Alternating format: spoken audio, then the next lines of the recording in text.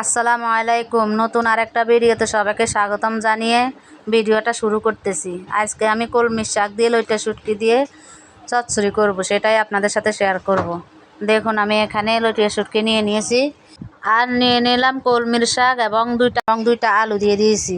কেটে রেখে পরিষ্কার করে নিচ্ছি। ওগুলোকে ধুয়ে লইট্টা শুটকিগুলো চুলার উপরে একটু ফুটিয়ে নিচ্ছি। ফুটিয়ে নেওয়ার পর যে ময়লাগুলো আছে, যে ভালো থাকে লইট্টা শুটকির মধ্যে, ওই বালুগুলো সুন্দর মতো পরিষ্কার হয়ে যাবে। তারপর আবার ঠান্ডা পানি দিয়ে কষলিয়ে ভালোভাবে ধুয়ে নিয়ে আসলাম। নিয়ে আসা চুলাতে একটা ফ্রাই প্যান দিয়ে দিয়েছি। দেখুন, ফ্রাই প্যানের মধ্যে তেল দিয়ে দিয়েছি অলরেডি।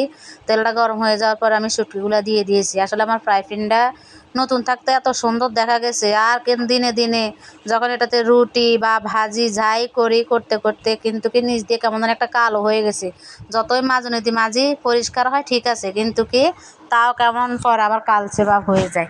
যা হোক, ফ্রাই প্যানের কথা বাদ দিলাম। এরপর আমার তেলটা গরম হয়ে যাওয়ার পরে আমি শুটকিটা একটু হালকা লালচা করে ভেজে নিয়েছি। নিয়ে রসুন, কাঁচামরিচ, পেঁয়াজ কুচি এগুলাকে দিয়ে দিয়েছি। দিয়ে এখন সবগুলোকে একসাথে ভালোভাবে ভেজে নিচ্ছি। আর এখানে মরিচের গুঁড়া, হলুদের গুঁড়া আর জিরার গুঁড়া নিয়ে নিয়েছি।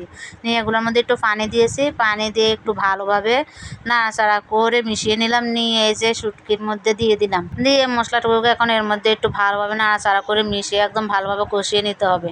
আসলে আমি কিন্তু এর মধ্যে অন্য কোনো মশলা অ্যাড করি নাই, মানে বাটা কোনো মশলা অ্যাড করি নাই। যত আস্ত ধরেন পেঁয়াজ, রসুন সব কিছু আস্তে ব্যবহার করেছি।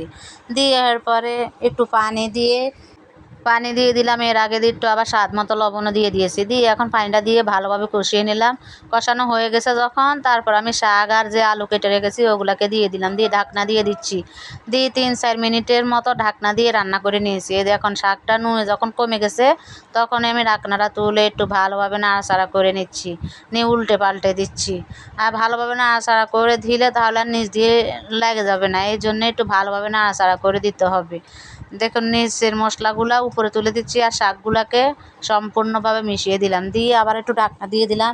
আবার 3 মিনিটের মতো ঢাকনা দিয়ে রাখলাম। রেখে এই যে ঢাকনাটা তুলে এখন পানি দিয়ে দিব স্বাদ মতন, একটু নাড়াচাড়া করে নিচ্ছি। আগে দিয়ে উল্টে পাল্টে দিচ্ছি। তারপর এখন পানি দিয়ে দিব ঝোলের জন্যে।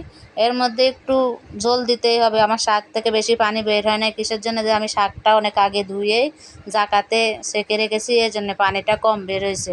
ওই পানি দিয়ে তরকারিটা কষিয়ে নিলাম। নিয়ে এখন এই যে পানি দিয়ে দিচ্ছি। এই পানি দিয়ে আমি সুন্দর মতো রান্না করে নিব। এখন নাড়াচাড়া করে দিচ্ছি ভালোভাবে। নাড়াচাড়া করে এখন ঢাকনা দিয়ে দিব, আরও কিছুক্ষণ রান্না করে নিব। এর মধ্যে আলু শাক সবই সিদ্ধ হয়ে গেছে। দেখুন, ঢাকনাটা তুলে আমি ধনিয়া কুচি দিয়ে দিচ্ছি।